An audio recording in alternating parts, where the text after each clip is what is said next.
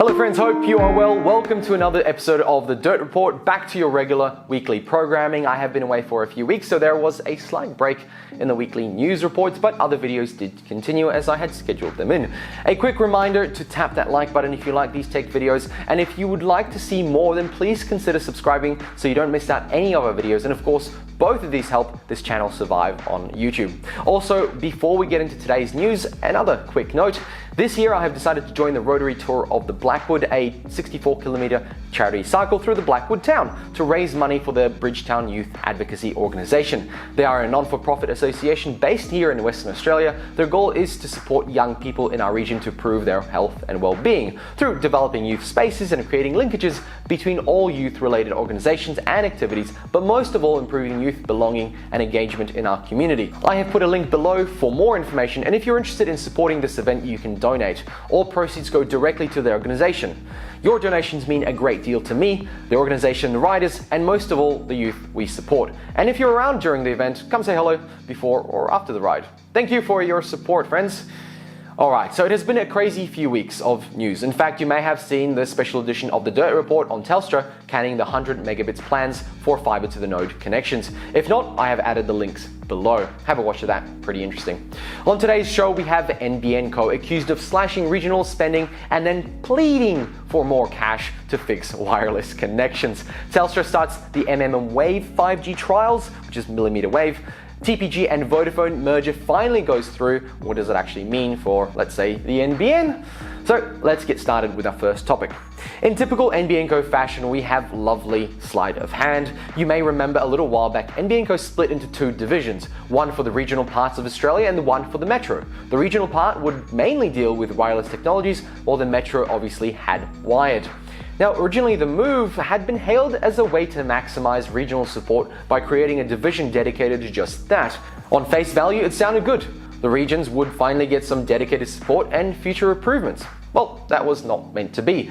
As we discussed back in 2019, NBN Co quietly reduced its spending on fixed wireless technology, and then the reduction really only affects regional and remote areas to the NBN. And by how much, you may ask? Well, how about a cool 200 million? Without a major announcement, the only way this reduction was discovered was when a table outlining NBN Co spending by technology type was found to have been omitted from the firm's 2020 corporate plan. Oops, they just forgot, guys, they just forgot. It's a clear mistake. Then, one smart cookie Labour Senator, Anna Urquhart, forced NBN Co to release the missing data in response to a question on notice submitted in September. NBN Co did not initially deny they had slashed its fixed wireless spend, instead telling IT News that it had been reduced because the number of fixed wireless premises had been revised due to inaccurate maps.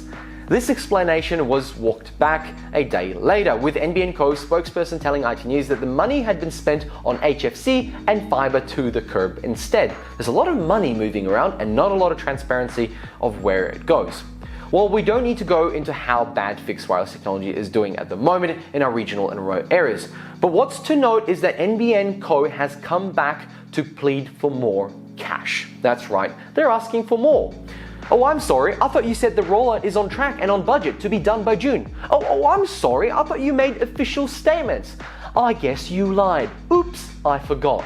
NBN Co has conceded that some businesses, schools and hospitals outside the fixed line footprint already require network upgrades to meet emerging needs. What the hell do you think they mean by emerging needs? What do these dinosaurs think the internet is? Connect and walk away? It boils my blood to hear stupid things like emerging needs. It's implying we didn't plan for people to use the internet for more than checking emails and watching cat videos. Though even cat videos are in 4K now. They are asking for 53 million in federal grants, calling it a regional connectivity program. And so calling it the National Broadband Network is not enough, hey? Well, I have a great idea. Let's build a nationwide communications infrastructure program called Living in the 90s.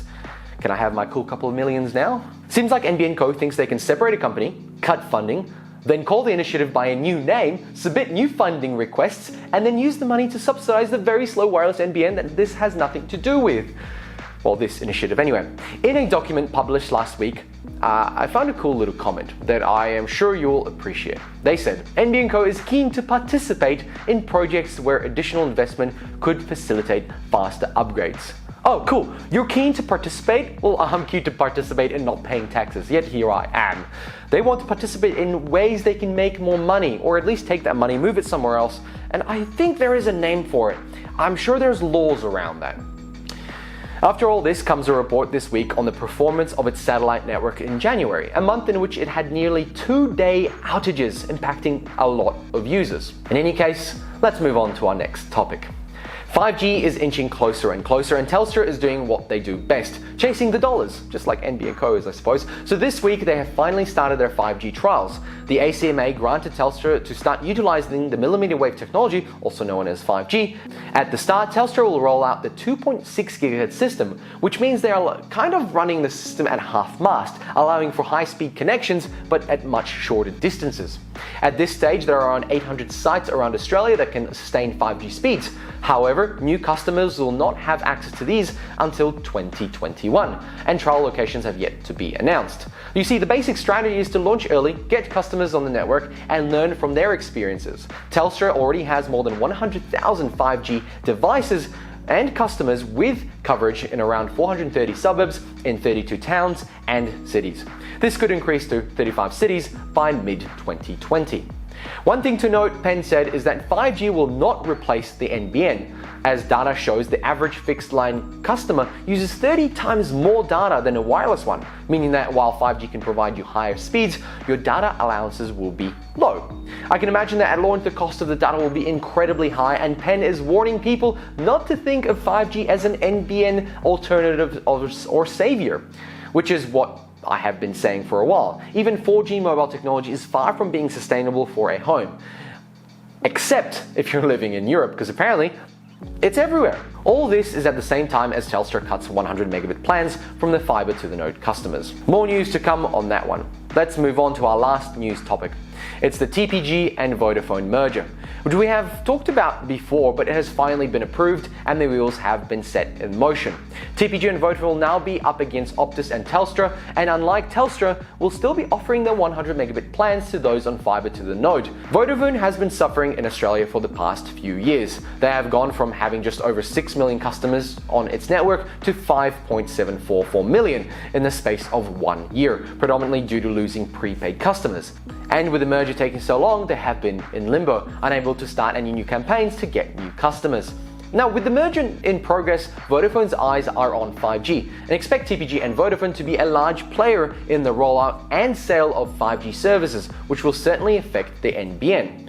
While Penn said 5G will not affect the NBN, I had a thought today as to how it could.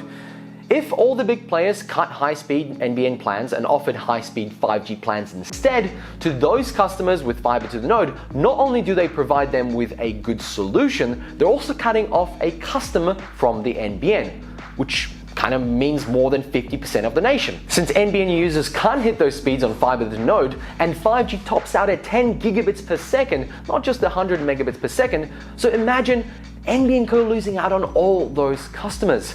Some people might just change out of spite. We'll see what happens, guys. I'll keep you updated as soon as any more news comes out on this weekly show. If there's anything major, I will do a special edition. Thank you very much for watching. Hope you enjoyed today's video. If you did, then tap that like button. And if you would like to see more, then consider subscribing, as it helps this channel a lot. Thanks for watching, and bye!